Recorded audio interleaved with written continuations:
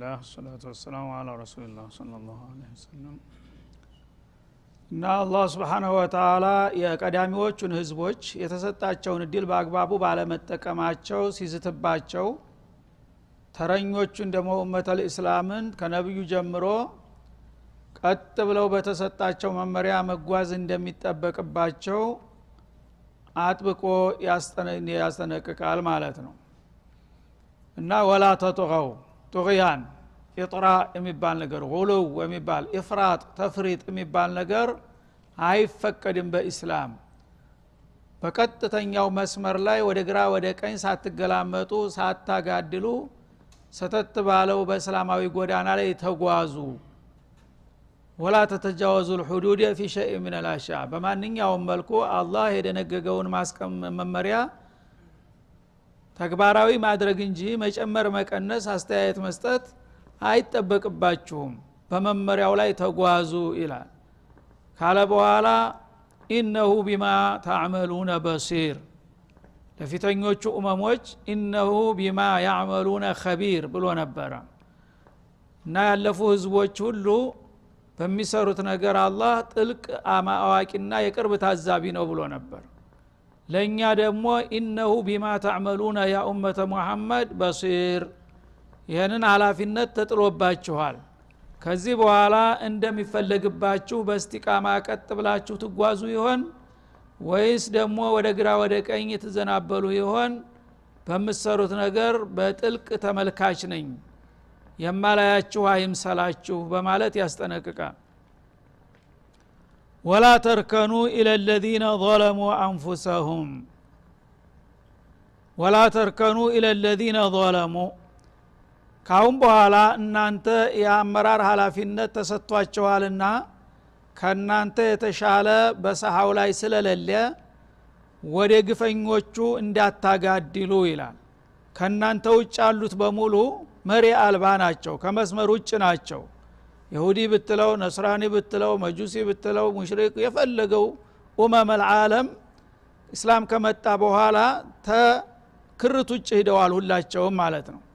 ስለዚህ እነዛ ዟሊሞች ናቸው። ዟሊም ደግሞ መሪ መሆን የለበትምና እናንተ በራሳችሁ ተማምናችሁ ዓለምን የመምራት ኃላፊነትን መወጣት አለባችሁ እንጂ እየተዝለፈለፋችሁ ወደ ጥላቶች እንዳታጋድሉና እንዳትንሸዋከኩ ይላል አላህ Subhanahu Wa Ta'ala። ሱብሃንአላህ ዛሬ ያለው ተቃራኒ ማለት ነው።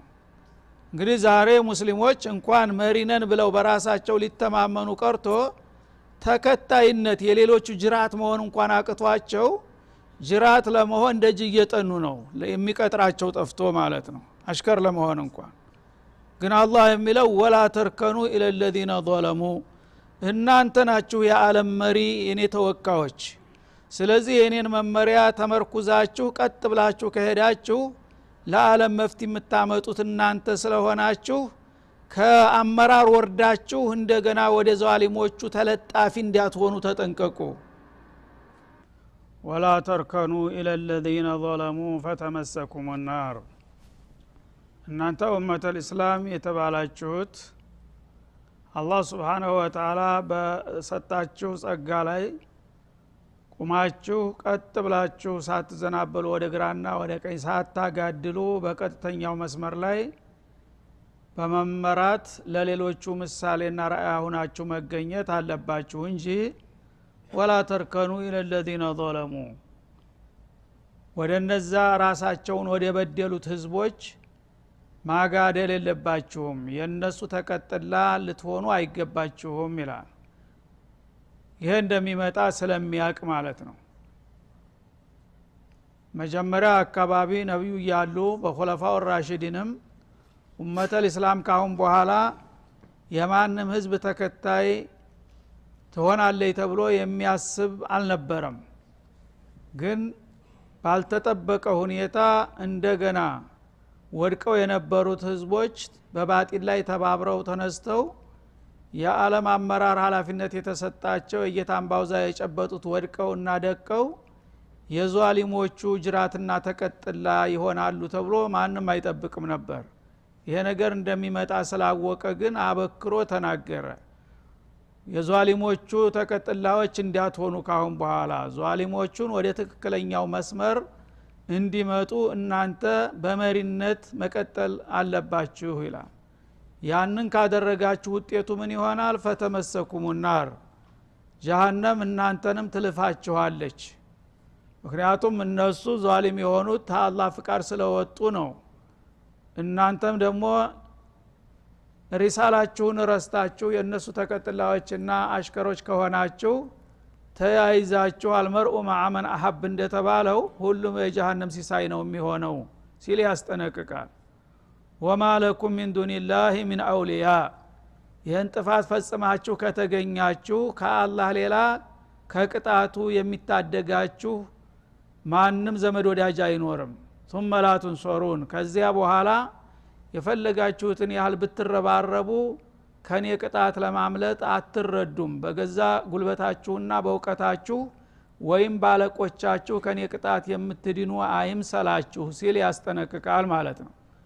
ይኸው አሁን እየተደረገ ያለው ይህ ነው ማለት ነው። ጭራሽ ኡመተል ኢስላም እንኳን በራሳቸው ሊተማመኑ ቀርቶ ለጥላቶቻቸው እንኳን ተቀጥላ በመሆኑ ላይ አልተስማሙም ማለት ነው። አንዱ የበለጠ ለመወደድ ሌላውን ለማስመታት ይሽቀዳደማሉ።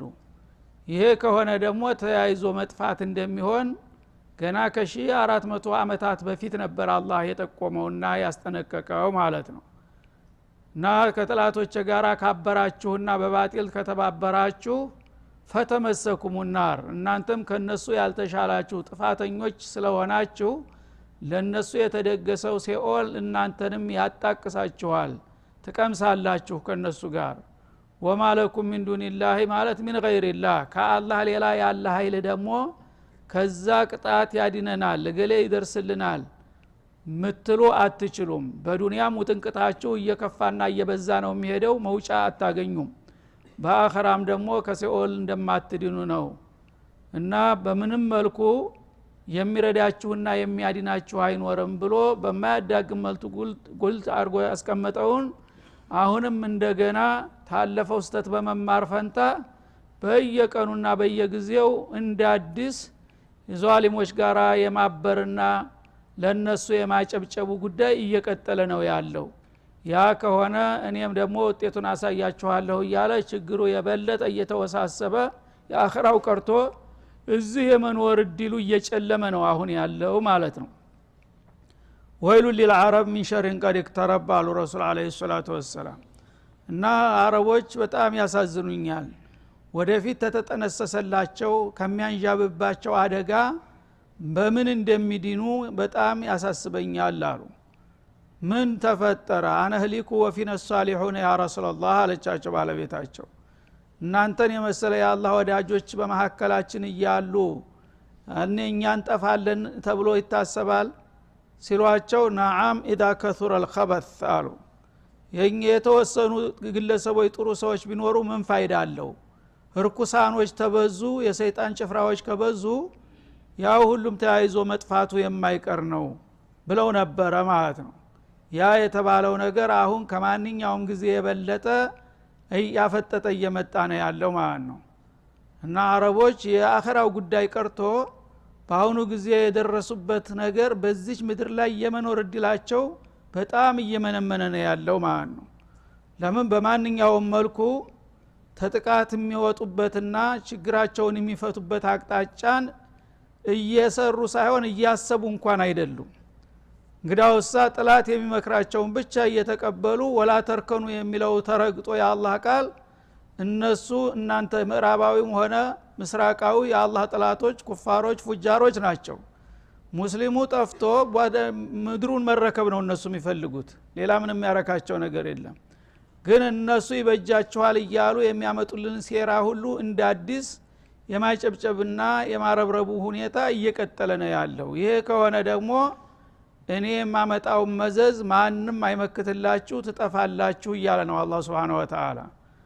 ዋቂም الصلاه طرفي النهار ከዚህ ቀጥሎ ከአላህ ጋር አላቃን ለማጠንከር ከግል ዒባዳ ይጀመራል። እና ማንኛውም ሙእሚን የሆነ ሰው ሶላቱን ጠንቅቆ መስገድ ያለበት ጌታው ጋራ የሚያስተሳስረውና የሚያቃርበው ሶላት ነውና መጀመሪያ ማለት ነው። ሶላትን በቀን ጫፍና ጫፍ ማለት በንጋትና በምሽት ሰዓት ያሉትን ስግደቶች ጠንቅቀህ መቀጠል አለብህ ከኔ ጋር አላቃህ እንዳይናጋ ከፈለክ ይላል። ይህ እንኳን የግል ኢባዳው ዛሬ የት ነው ያለው? ስንቱ ነው የሚሰግደው? ሰገድኩ ያለውስ ደግሞ በአግባቡ የሚሰግደው ስንቱ ነው ሲባል እንዲሁ እየተሸራረፈ ነው የሚጠፋው ማለት ነው። እና ጠረፈይ ነሃሪ በሚለው ብዙ አይነት ትርጉሞች አሉ። አንደኛ አወለል እስላም ነው ይሄ አያ የወረደው። በዛ ሰዓት ጧት አንድ ጊዜ ማታ አንድ ጊዜ ነበር የሚሰግዱት ነብዩ አለይሂ ሰላም። እና የማልዳና የምሽት ስግደትን ጠንቅቀህ ቀጥል አላቸው በጊዜው በነበረው ስግደት ማለት ነው። ወዙለፈ ሚን الليل ከሌሊቱ ደግሞ የተወሰነውን ሰዓት በሱረቱል ሙዘሚል እንደተጠቀሰው ቁም الليل الا قليلا نصفه او انقص منه او زد عليه ورتل القرآن ترتيلا እንዳለው ከሌሊትም ደግሞ ተነስተህ እንቅልፍህን ቀንሰህ ከጌታ ጋራ የመወያየት ልምድ ሊኖርህ ይገባል። የተወሰነ ሰዓትን የሌሊት ስግደትም የበለጠ ጌታ ጋር የሚያስተዋውቅና የሚያቃርብ ስለሆነ እሱንም ቀጥል ባለው መሰረት አሁን የምሽትና የንጋት እንዲሁም ከሌሊቱ በተወሰነ ሰዓት የሚሰገደው ስግደት ከኔ ጋራ የሚያስተዋውቃችሁና የሚያስታርቃችሁ ነውና በሱ ላይ ቀጥሉ ይላል ማለት ነው። አንድ ሁለተኛ ጠረፈይ ነሃሪ ማለት በቀኑ መጀመሪያና ከሰዓት ለማለት ነው። የቀኑ መጀመሪያ ያው ፈጅር ማለት ነው። ከሰዓት ማለት ደግሞ ፀሐይ ወደ ምዕራብ ታዘነበለች ጀምሮ ያለው ዙህርንም አስርንም ጨምሮ የምሽት የከሰዓት ስግደት በማለት ይታወቃል። ያን በምንልበት ጊዜ አምስት ወቅት ሶላትም ከታዘዘ በኋላ እዚሁ ውስጥ ይካተታሉ አምስት ወቅቶች ማለት ነው። እና ጠረፈይ ነሃር ማለት ከሰዓትና ከሰዓት በፊት የሚለው ይሆናል። ወዙለፈ ሚን الليل የሚለው ደግሞ መግሪብና ኢሻ ፀሐይ ተጠለቀ በኋላ ያው ሌሊት ነውና ከሌሊቱ በተወሰነ ሰዓት የሚሰገዱትንም ስግደቶች ጠንቅቃችሁ ቀጥሉ ማለት ነው። እንግዲህ በፊተኛውም ሆነ በሁለተኛው ሶላት ሁል ጊዜ ሲለቱን በይነል አብዲ ወረቢህ እንደሚባለው በባሪያና በጌታ መካከል መገናኛ መስመር ናት። እሱን ጠብቃችሁ ከሱ ጀምራችሁ ከኔ ጋር ያለውን አላቃ ካጠነከራችሁ ከናንተ የተሻለ ማንም የለም በምድር ላይ እያለ ነው። እኔን ከለቀቃችሁና የኔን ትእዛዝ ታከበራችሁ ግን ያው ሁሉም ይበላችኋል ነው የሚለው። ኢነል ሐሰናት እና ይሄን ያልኩት መልካም ስራዎች ከሶላት ጀምሮ ይዝህብነ ሰይአት መጥፎ ስራዎችን ያስወግዳሉ። ሰው በተፈጥሮ ደካማ ነው። የተለያዩ ስህተቶች ያጋጥመዋል። አታጥፋ ቢሉትም ተጥፋት አይቆጠብም። ግን ሙሉ በሙሉ የጥፋት ሰለባ ከመሆን ርቆ ቢያንስ በተወሰኑ ሰዓቶች የተመደቡለትን ስግደት አክብሮ ጌታው ጋር የሚገናኝ ከሆነ እነዛ መገናኛ ስራዎች ቀደም ሲል የተሰሩትን ጥፋቶችና ስህተቶች ያርማሉ፣ ይደመስሳሉ። አንድ ጸሐፊ በሚጽፍ ጊዜ ሳያስበው የተለያዩ ስርዝ ድልዝ የሆነ ነገር ይመጣበታል። ከዛ ላቤዝ ካለው ያችን የተበላሸችውን እንደገና ይሰርዛትና ያስተካክላታል ማለት ነው። ሶላት ማለት ይሄ ነው። ትክክለኛ ጤናማ ሶላት የሚሰግድ ሰው ከሶላቱ መካከል አንድ የሙኻለፋ ቢያደርግ በዛ በሶላቱ ረቢ እግፊር ሊ ወሊዋሊደየ በሚልበት ጊዜ ስተቱን ይሰርዝና እንደገና ጌታው ጋር ያለውን ግንኙነት ያድሳል ማለት ነው። ሶላት ከቀረሳ ጌታ ጋር ያለው ግንኙነት ተቋረጠ ማለት ነው። ከዛ በኋላ እረኛ የሌለው በግ ሆንክ ማለት ነው። ለአውሬ ተጋለክ። ሰይጣን ኢንስ ወልጂን ይጫወትብሃል። ምክንያቱም የሚከላከልልህ ነገር የለምና። መልካም ስራዎች መጥፎ ስራዎችን ያስወግዳሉ። ስለዚህ አንተ ሰው እንደመሆንህ መጥፎ ነገር ካጋጠመህና ስተት ከፈጸምክ ወዳውን ወደ ጌታ ተመልሰህ ስግደትህን በትክክል በኹሹዕ ተሰገድክ ወዳውን ታረቅህና ችግርህን አቃልልሃለሁ። ذلك ذكرى للذاكرين ذلك عظة للمؤمنين الذاكرين الله سبحانه وتعالى ጌታቸውን ለሚያስታውሱ ሙእሚኖች ይሄ ጠቃሚ የሆነ ተግሳጽ ነው። ይህችን ምክር ብትጠቀሟትና ስራ ላይ ብታውሏት ለብዙ ችግር ታወጣችኋለች፣ ትታደጋችኋለች ሲል ይመክራል ማለት ነው። ዚክራ ማለት መውዒዘቱን ናፊዓ ጠቃሚ የሆነ ምክር ነው። ባሪያ እንግዲህ ከጌታው ጋር በወገነ ቁጥር ጉልበት አለው ምክንያቱም ጠባቂ ኢነላህ ይዳፊዑ አን الذين آمنوا እንዳለው ከትክክለኛ አማኝ ባሮቹ እከላከልላቸዋለሁ ማንም ጉልበተኛ መጥቶ ሊያጠፋቸው ቢሞክር ትክክለኛ እኔ ጋር አላቃ ያላቸው ከሆኑ አሳልፍ ያልሰጣቸውም ይላል አላህ Subhanahu Wa Ta'ala እኔን ከለቀቁ ግን አይ አንተ አታዋጣኝም ጥላቶች ጋራ ማንበር ይሻለናል አሉ ማለት ነው የዛ ጊዜ ደግሞ ተተዋችሁኝማ ተዋችኋል ይላል እሱ ሲተው ደግሞ ጥላትህም ማያዝንልህ ማለት ነው ከሁለት ያጣ ተሆነና ለችግር ትጋለጣለህ እና የሚበጃችሁ ይሄ ነው ከግል ሶላት ጀምራችሁ ከኔ ጋር ያለውን አላቃችሁን ጠብቃችሁ ከተጓዛችሁ የፈለገው ነገር ቢመጣ መፍትሄ አታጡም ምክንያቱም እኔ ከናንተ ጋር ነኝና ኢነላህ ለመዐል ሙህሲኒን እንደሚለው ማለት ነው ወስቢር እና ይሄንን የተሰጠህን መለኮታዊ ትእዛዝ ገቢራዊ ለማድረግ ታገስ ይልሃል ትግስት ከሌለ የአላህን አደራና መመሪያ ይዞ መውጣት አይቻልም ሰዎች ትግስት በማጣት በጥቅቅን ችግሮች በመሸነፍ ነው ለዚህ ሁሉ ጥንቅት የተጋለጡት ማለት ነው እስቢር እንግዲህ ሶብር የሚለው ነገር ብዙ ነገሮችን ያካትታል እስቢር አላ ጧዓቲላህ አላህ ትልቅ ኃላፊነት ጥሎብሃል ያንን የጌታ እንዲን ተሸክመሃል ይሄንን ነገር ለመወጣት ትግስት ያስፈልግሃል ማለት ነው እስቢር አን ማዕሲየቲላህ አላህን ከመወንጀል ደግሞ መታገስ አለብህ ስሜታዊ አትሁን እና ነፍስያ አንድ ነገር እንድትሰራ በመትኮለኩልህ ጊዜ ይሄ እኮ አላህ የከለከለው ነገር ነው እንዴት አርጌ የጌታዬን ትእዛዝ ጥሼ አንቺን ፍላጎት አሟላለሁ ብለህ ልትገታት ይገባል ነፍስያን እንጂ እሷ እንደነዳች መሽከርከር የለብህም እንዲሁም ደግሞ ሸይጣን መጥቶ ሁጁም ያደርጋል ማለት ነው ያነም ሸይጣን አውቄያለሁኝ እኔ ምንም ቢሆን የጌታዬን ፍቃድ ጥሼ አንተ ጋር አልተባበርም የሚል አቋም ካሳየው እሱም ወዲያው አፍሮ ይመለሳል ማለት ነው አለበለዚያ ለሚያጋጥሙ ነገሮች ሁሉ በቀላሉ የምትልፈሰፈስና እጅ የምትሰጥ ከሆንክ ምኑ ላይ ነው አንተ የምትድነው ይላል እና እስር አላ አቅዳሪላህ الሙእሊማ እንዲሁም ደግሞ የተለያዩ ፈተናዎች ይመጣሉ በተለይ በሙእሚኖች የፈተና ኢላማ ናቸው አንድ ሰው ኸይር ካለው ትንሽ ዲን ካለው ሸያጢን الانس والجن ይረባረብበታል ማለት ነው ያ ችግር በሚመጣበት ጊዜ ወለነብሉወነኩም بشيء من الخوف والجوع ونقص من الاموال والانفس والثمرات وبشر الصابرين እንዳለው በተለያዩ ሁለገብ የሆኑ ችግሮች ይመጣሉ በአካልህ ላይ በንብረትህ ላይ በቤተሰብህ ላይ በክብርህ ላይ በዲንህ ላይ በመብትህ ላይ ሁሉ ነገር ይመጣል ያ ነገር ሲመጣ ማትበገር የብረት ግድግዳ መሆን አለብህ እንጂ የምትፍረከረክ ከሆንክ በቀላሉ ጎርፍ ይዞ ይሄዳል ማለት ነው እነዚህን ሁሉ ነገሮች መቋቋም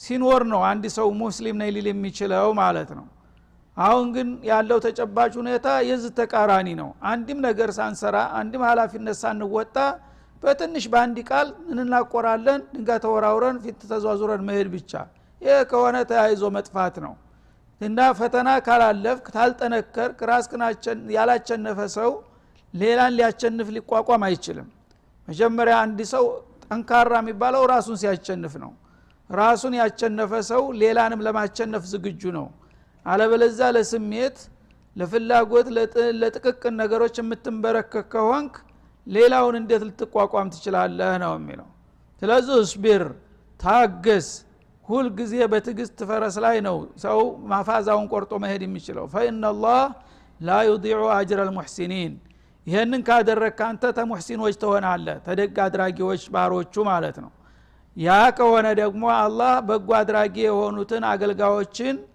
ምንዳቸውን አይነፍጋቸውም ጌታ የሰጣቸውን መመሪያ ተከትለው የሚያጋጥሟቸውን ፈተናዎች በብቃት የሚወጡ የሆኑ ሰዎች በእኔ ዘንዳ ሙህሲኒን የሚል የማዕረግ ስም ይሰጣቸዋል ማለት ነው ሙህሲን ከተባለ በኋላ አላህ Subhanahu Wa Ta'ala ልዩ ወዳጅ አርጎ ስለያዘው ይሄ ሰው ለሱ የሚሰጠው ዋጋና ወረታ የሚለካ የሚደካ አይደለም ያን ወረታችሁን በሙሉ አስረክባችኋለሁ ኃላፊነታችሁን ካልተወጣችሁ ግን እንዴት አርጌ ነው የምረዳችሁ ወንጀለኛን መደገፍ መተባበር አይገባም ማለት ነው ስለዚህ ሌሎቹንስ ለምንድነው የጠላዋቸው ከኔ ፍቃድ ስለወጡ አይደለም ስለተወሳለቱ አይደለም ግዚያዊ ስሜታቸውን ስላስቀደሙ አይደለም እናንተም በአቋማችሁ እነሱን ተመሰላችሁ ስማችሁ አህመድ መሐመድ ቢሆን ልዩነት የለም እኔን ማታለል አትችሉምና ግን እንደ ስማችሁ በአቋማችሁ ጠንካራ ከሆናችሁ በሶብር በኢህሳን የምትታወቁ ከሆናችሁ ያኔ ደግሞ የሥራ ዋጋችሁን እኔ በሚገባ في الدنيا والآخرة ከፍላችኋለሁ በዱንያም ነስር ዒዝ በአኺራም ደግሞ ነጃት ጀነተ ነዒምን መውረስ ከጀሃነም መዳን ይሆናል ውጤቱ ይህን አይነት እንግዲህ በአቋም ካላሳያችሁ ዝም ብላችሁ በምኞት ብቻ ብትጋልቡ የትም አትደርሱ ነው የሚለው አላህ Subhanahu Wa Ta'ala فلولا كان من القرون من قبلكم ይላል ከናንተ በፊት የነበሩ ክፍለ ዘመናቶች ብዙ ህዝቦች አልፈዋል እና ከነዛ ከተለያዩ ዘመናት ውስጥ ካለፉ ህዝቦች ኡሉ በቅየት ينهون عن الفساد في الارض በመሬት ላይ ጥፋት ሲሰራጭ ለምን አንዳንዶቹ የጭምት አካሄድ ያላቸው የበሰሉና ደግ አስተሳሰብ ያላቸው ሰዎች ለምን አልታየባቸውም ይላል እንግዲህ የሰው ልጅ ዑቀላ እንደመሆኑ በተለያየ አጋጣሚ ሰዎች ችግር ሲያጋጥማቸው ያንን ነገር ረጋ ብለው በማሰብ ለምንድነው ይሄ ነገር የመጣብን እንዴት እንፍታው ብለው የችግሩን ምንጭ ታወቁ በኋላ ወደ ጌታ የሚታረቁበትን አቅጣጫ ቀይሰው ወዳውኑ መፍትሄ ማምጣት ይጠበቅባቸው ነበር ይሄን ግን አላደረጉም ብዙዎቹ ይላል አላህ Subhanahu Wa Ta'ala ፈለውላ ማለት እዚህ ላይ ፈሃላ እንደማለት ነው ሀል ተህዲድያ ትባላለች እና ሰዎች እንግዲህ አቅል አላህ ሰጥቷቸዋል አንድ ነገር ሲፈጠር ይሄ ነገር ለምን መጣ እንዴት ሊወገድ ይችላል ብሎ ከልቡ ካሰበ መፍትሄ ለማግኘት ሩቅ አይሆንም ማለት ነው ይሄ ነበር የሚጠበቀው ከሰው ልጅ እንግዲህ አላህ አንድ ነገር ሲያመጣባቸው ጌታ ተቆጥቶብን ነው ስለዚህ ምን ማድረግ አለብን ብሎ በቅንነት ቢወያዩ ወደ ጌታ እንዴት እንደሚታረቁ ጌታ ደግሞ የእርቅ በሩን ሁሉ ጊዜ ክፍት ነው ተውባ አስቀምጧል ወዳውኑ ተውባ አድርገው ከልባቸው ወደ ጌታቸው ቢመለሱ ያን ችግር ጌታ ሊያስወግድላቸው ይችል ነበር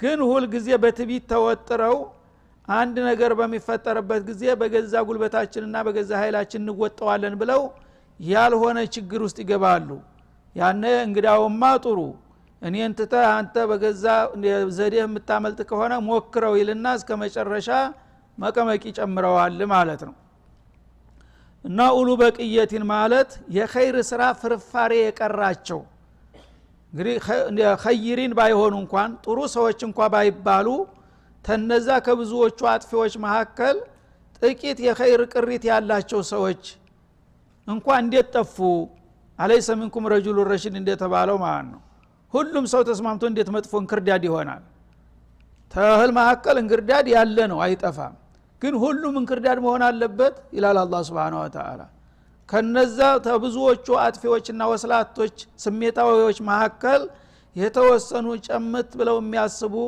የሀገር ሽማግሌዎች ረሄ ነገር አይበጅም አቅጣጫ እየሳትን ነው ወደ አላህ እንመለስ የሚሉ ሰዎች ለምን አልተገኙም ብሎ ይጠይቃል አላህ ينهون عن الفساد በምድር ላይ ፈሳድ ሲሰራጭ ይሄ እኮ ጌታን የሚያስቆጣ ነገር ነው ይሄ ነገር ያጠፋናልና እባካችሁ ይቅርብን የሚሉ ሰዎች መጥፋታቸው በጣም የሚያሳዝን ነው ይላል በመሬት ላይ ፈሳድ በተሰራጨ ቁጥር የአላህን ቁጣ ነው የሚጋብዘው ኢላ ቀሊላን ሚመን አንጀይና ሚንሁም እና የሚጠበቀውን ያህል የዚህ አይነት ጥሩ ሰዎች አልተገኙም ለምን አልተገኙም ካለ በኋላ ግን ጭራሽ አልነበሩም ብሎ ድምድማ እንዳይደርስ ኢላ ቀሊላን አለ አልፎ አልፎ እንዳው ጨርሶ የሉም እንዳይባሉ ለናሙና ያህል በጣም ጥቂቶች ተገኝተዋል አልፎ ይላል ለምሳሌ በቀውሙ ኑህ ጊዜ ያው የተወሰኑ ግለሰቦች ነብዩ ጋር የወገኑ ተገኝተዋል በሁዲም ጊዜ እንደዛው 400 የሚሆኑ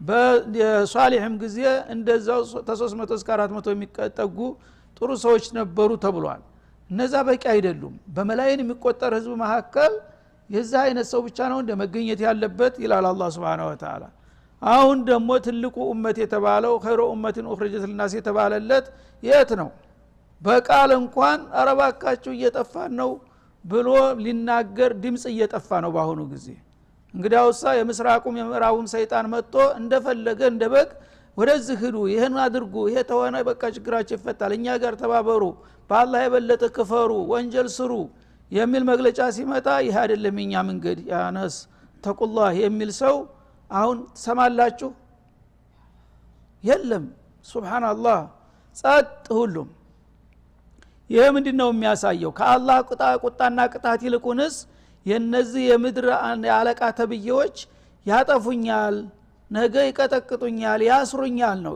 ጀሃነም ይሻለኛል ማለት እኮ ነው يخشون الناس كخشية الله أو أشد خشية ያላህ ቅጣት ማከክ ኢማኑም አጠራጣሪ ነው ጀሃነም የሚባለው ይኑር አይኑር አላቅም አሁን ግን እያየሁኝ ነው መርፍ እየመጣ ነው ጣይራ ቢዱን ጠያር እየመጣ ነው ምን አጨቃጨቀኝ ተው ባክህ እየተባለ ነው ያለው ማለት ነው ሱብሃንአላህ ኢላ ቀሊላን ሚመን አንጀይና ሚንሁም ተነዛ ታሳሩ ተመከራው እንዲድኑ የወሰንላቸው በጣም ጥቂቶቹ ብቻ ሲቀሩ አብዛኛዎቹ ግን ተኸይር የራቁ ሆነው ተገኙ ይሄ ከሰው ልጆች ታሪክ ውስጥ በጣም አሳዛኙ ገጽታ ነው ይላል ወተባ الذين ظلموا ما اترفوا فيه ሱብሃንአላህ እና እነዛ ዟሊም የሆኑት በደለኞች ግፈኞች የሆኑት ሰዎች ዛሬ የኔን ፍቃድ መከተልና ማስከበር ተውና ረስተው ምን ሆኗል የሚከተሉት የሰጠዋቸውን ጸጋ ማሳደድ በሐራምም በሐላልም ሆዱን መሙላት ብቻ ማኡትሪፉ فيه ማኡንዒሙ فيه የሰጠዋቸውን ሀብት እየበሉ እየጠጡ እያጌጡ እኔን መዋጋት ጥላቶች ጋራ መተባበር ማሴር ሆነ ስራቸው ይላል አላህ Subhanahu አሁን የወረደ አይመስልም ይሄ ማኡትሪፉ فيه የኔን ኒዕማ እየተጠቅመው እኔን እየተዋጉ ነው ይላል አላህ Subhanahu Wa Ta'ala እና አላህ እንግዲህ የሁሉ ሀብት ከየት መጣ ከመሬት ነው እንደው የሚያፈልቅላቸው ያለው ይሄን ሁሉ ግን የአላህ እንድን ማስከበር አለብን እኛ በአላህ መመሪያ መመራት አለብን የጥላት ምክር እንዴት እንደማይጠቅመን እስካሁን ጊዜ ስንት ዘመናት ሞከር ነው አረባካችሁ አንጥፋ የሚል ሰው እንዴት አይኖርም ይላል ይሄ ከሆነ በዚህ ፈንታ ምን ሆነ እኔ የሰጠኋቸውን ጸጋ ሀብት ለጥላቶች ማገልገያ እነሱ ጋራ መጨፈሪያ አደረጉት ይላል ማለት ነው وكانوا مجرمين شوف هم يزعمون انهم مسلمين وكانوا مجرمين ይላል ስማቸው ሙስሊም ነው ተግባራቸው ሙጅሪም ነው ይሄ እንግዲህ አቅል ላለው ሰው እኛ አጀሞች ናቸው አረበኛው አሁን የነሱን ያህል አይገባንም ይሄን እያነበቡት እየሰሙት ይሁን ግድለም ምንም ችግር የለም ብቻ እነ ጆርጅ አይቆጡ አንተ የፈለከውን በል እየተባለ ነው ማለት ነው ያ አይደለም ያለው ተጨባጭ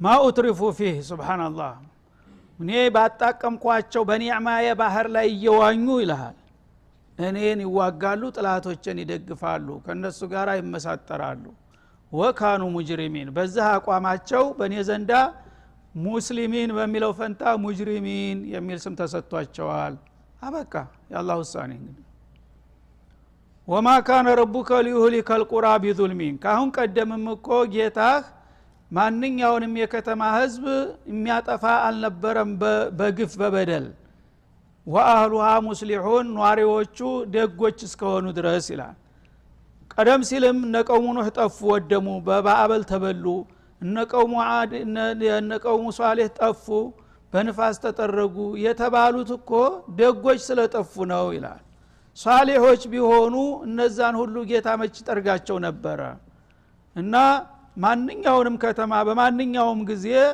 ያጠፋውበት ጊዜ የለም ሰዎቹ ደጎች ሆነው ግን ሰዎቹ አውሬ ሲሆኑ ከጥላቶች ጋራ ሲያብሩ ነው ሁሉንም እርምጃ የወሰድኩባቸው አሁንም ታዲያ ያንኑ ስተት የሚደግሙ ከሆኑ ያሉት ተረኞች አሁንስ ያንኑ አይነት እርምጃ እንደማልወስድበት ምን ምክንያት አለ ይላል ማለት ነው አንተ ራስ ፍረድ እያለ ነው አሁን ወደ ህሌና ዳኝነት እያቀረበን ነው እስቲ እናንተ ራሳችሁ ፍረዱ ነቀሙ አድ ምን አጥፍተው ነው የጠፉት ነቀሙ ኑህ ለምንድን ነው የጠፉት ረሱሎችን ተተው ከከፋሮቹ ጋራ ተጥላቶች ጋራ ስላበሩ ነው አሁንም ያ ነገር እየተሰራ እየተደገመ ነው ያለው አሁንስ ታዲያ ምን ትጠብቃላችሁ ይላል አላህ Subhanahu ብዙዎቹ እንኳን ቢሳሳቱ እንዴት አንዳንድ እንኳን ለናሙና እንኳን ከመሐከላችሁ ኸይረኛ ጠፋ አላህን ፍራ የሚል ሰው እንዴት ከሰመ ይላል አላህ Subhanahu Wa Ta'ala ወሰለላሁ ዐለ ነብይ ወአላ አሊሂ